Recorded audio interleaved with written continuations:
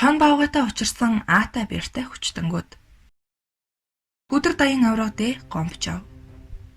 Хуучин Сэзэнхан аймгийн Минж засгийн хошууны бүх олонд хүдэр даян авраг гэж алдаршсан Должингийн гомбчав 18 настайдаа бэр амтагдаж барилдах хорхойн гозгонож явах үедээ нутгийн бөхчүүдтэй даншиг наадамд очиж барилдахаар нутгаас гарчээ.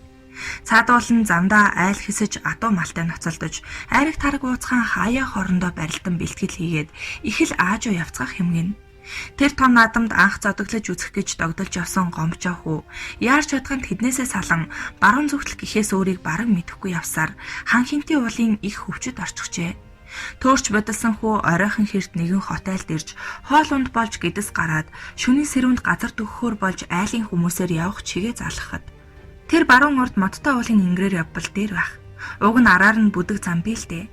Тэрүүгээр явбал арай дүтч хүн барьдаг айхавтар баавга замд байдаг болохоор нутгийнхан зүгэлхэ байсан юм гэж хэлжээ.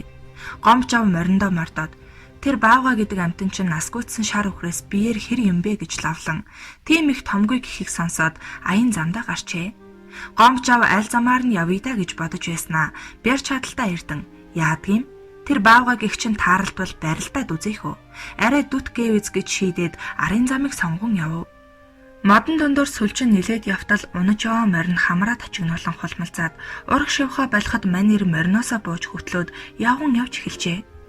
Гэнэт модны мөчөр гişүү хууран үдшийн бүрэнхийд өөдөөс нэг бараан юм үсрээд ирэх шиг болж гомчоо хүүгийн сэтгэлд баавга гэсэн бодол сэрхийн урдаас нь угасхийн хоёр чихнээс нь базаад авчээ.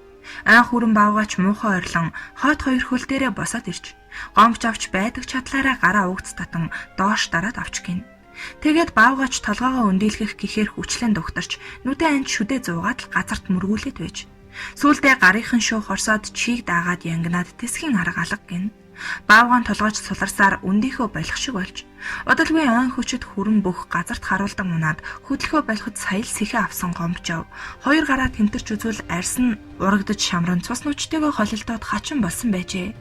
Тэгээд л тусаалдан ухаан баларцсан хүн ирсэн замаа багцаалан буцаж явсаар нөгөө айлын үүдэн дээрч хаалгыг нь угц татан ороход гэрийн хүмүүс нөгөө зөрүүд залвал айхавтар араатан баавгаан уурыг хүргэж бариулаад нөгөө амьтан нь түүний мөрөөр ирж биднийг сүйдлэх гэж үхтлээ яасан гэдэг. Сүүлдээ баавга биш даншигт барилдахаар яваа нөгөө залуу болохыг мэдэж болсон явдлыг сонсоод маргааш нь хотелийн хідэн хүн хоёр хүчтний барилдсан газрыг очиж үзэхэд хаваарчны зөөлөн хөрстэй чиглэг газар онглогдон халцарч бүх хүүгийн баавгаан толгой газар мөргүүл чигтгсээр толгойг далд орохоор гүн нүх хонхор гаргачихсан үгсэн баавгаан хоншоор эрүү шанааны арьс мах арга шуйлран ясна гарчихсан байсан гэдэг. Тэгээд ч өөрөө тэнхээ мэдэн тэмцэлдэж байхдаа хоёр гарынхаа ар шууг нүхний ирмэг шороо чулуунд урж гэмтээснийг ойлгон баавгаанаас хүчтэй хүн байхны хэмээн гайхацгаасан гин. Тэгээд хав ойрдоо гай болж айдас төрүүлсэн хөвчийн хүрэн баавгаан аюулаас салгаж өгсөн гомбчавын гарыг эм тан өв сургамлаар эмчлэн идгээсэн ажээ. Гомбчав нутагтаа цохилуур алдан улангассан бүдүүн шар өхрийн хоёр иврээс шүүрч аваад хүзүүг нь хуг мушгин бэр чадлаа гайхуулж цам бэйсийн хошуу наадамд даншиг 10 засгийн наадмын цолтой олон бүхийг цувуулан унгаж төрүүлээд байсан үе болохоор баавгаг бүдүүн шар өхрөөс томгүйг сонсоод зориуд хүч үзэх гэж аюултай замыг сонгосон хэрэг хэмээн ярьдаг ньортойч байх. Сэзэнхан аймгийн зүүн бэйс хан бэйсийн бүхэн сорилгоос тодорсон олон сайчуудын нэг хүдэр даян аврах хэмээгтэй гомчов 1816 оны даншигт шонхор цолтой зодоглон 8 давж энэ наадамд 11 давж төрүүлсэн нэг нутгийн бүх жамын арсланд унсан байдаг.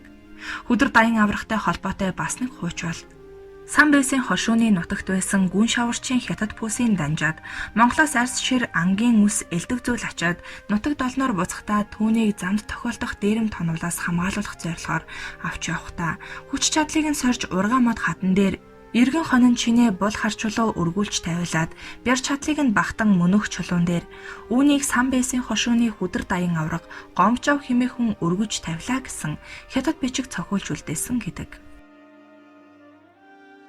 Бүх буурал. Хуучин Увс аймгийн өмнө говь сум, одоогийн Наранболог сумын нутаг бүхэн шарын нуруугаар голтон нутгалдаг. Хав ордоо бүх буурал гэж алдаршсан хүдэр том биетэй хүчтэнхээ ихтэй байжээ. Бүх буурал овоо тахилга ойр тойрны наадамд тунч сайн барилдаж явсан гэдэг. Нэг намар бүх буурлыг хөвчийн хүрэн баавгатай хүч үзэн барилдаж дийлсэн тухай яриа нутаг даяар ам дамжин ярих болж бэр чадлыг нь багтан гайхацгааж байжээ. Тэгээд л үе тэнгийн найз нь үгэнд дурлаж яриа өдөж "Заах уу буурлаа. Чамайг баавгаатай барилдсан гэж шуугаад байх юм үнэн үү гэж асуухад бүх буурал толгой дохин хөд инээснэ. Баавга гэдэг амьтан чинь их тамиртай амьтан байна л шүү. Тонгорхоороо би орхиод алгадахт нь би унаад байвдаа хэмээн хуучилж суусан" гэдэг. Баавга хэмээх Данзан арслан. Монгол улсын Арслан дээд Данзан хуучнаар Шүтэнхан аймгийн Эрдэнэвангийн хошуу. Одоогийн Сэлэнг аймгийн Цагааннуур сумын нутаг хуурч хэмээх газар 1895 онд мэндэлжээ. Данзангаа эд барилдаж байхдаа 1 м 98 см өндөртэй, 120 кг орчим жинтэй байжээ. Данзан арслангийн боохо хочийг ааш аранчинтай зарим нь холбож ярих нь бий. Бас хүнд бууж бүгдэггүй тэмцэгч чанараар нь нэрлсэн байж болох юм гэсэн таамагч байдаг. Олны дунд тархснаар бол хаврын үр орсон цаг юмсанж. Данзан арслан Баянхангаа уулын өвөрт хаварчиж байсан хотел руу явж байгаад тогтхын даваан дээр 4 мулталж гин. Аваанд чулуу нэмээд мордох гэтэл ар нуруунаас нь хэн нэг нь хүчтэй дугтраад авчихна. Цочсондоо манер эргэн харвал төөхрийн сагсалтсан зогдортой. Бяруу шиг бүдүүн чон 100 хөх өвөн дээлийг нь хүү таттал ар нуруугаараа газар харуулдан очив. Үлэмж биетэй тэр саарл чон Данзан аваргын дээрээс нь дарж шүдэ ярзаалган шүлсээ асгаруулan архирч өнгөчээ. Баруун гараараа багалзуурдаж тэртэл чон савж унав гин. Хээрийн бавхаг өөдөөсөө өсөрч архиран дайрахад самбаачлан 2 чихнээс нь зурж хэд хэдэн удаа докторын хад руу мөргүүлтэл хөдөлгөөнгүй болж гарынхан аясаар сунан унжээ. Тэгэнгүүт нь мориндоо ганцаглан барааны газарт харагдах хотелыг зорьсон ч замдаа толгоо нэргэж айлын гадаа ирээд мориноосоо буун гутаа унаад өгч.